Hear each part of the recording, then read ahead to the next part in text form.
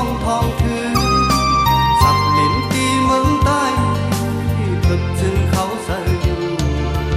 ยอมหินหอมเชื่อใต้เขาเจ้าหน้าลงเนินไหวตัวต่างเลยก็สัมปอหอมตาไว้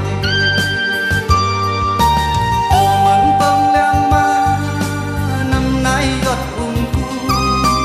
คงทุ่งลงเมืองใต้แก่นสังเวหังดียอมหินหอมเชื่อใต้เขาเจ้าหน้าลงเนินไหวตัวต่างเลยก็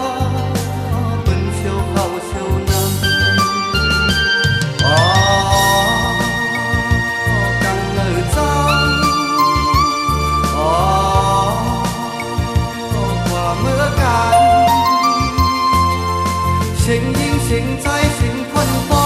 เสียงใจเสียงยิงเสียงป้อยอป้อหลังเก็บล้อโต้แถวเฮือนยาว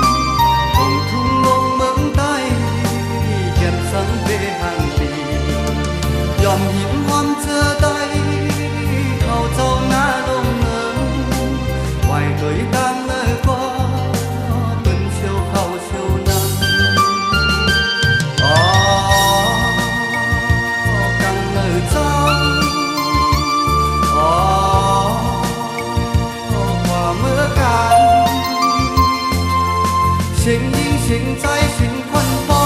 เสียงใจเสียงยิงเสียงป้อยอป้อหลังเก็บล้อโต้แถวเฮือนยาวอ๋อกันเนอเจ้าอ๋อว่าเมื่อกันเสียงยิงเสียงใจเสียงคนป้อ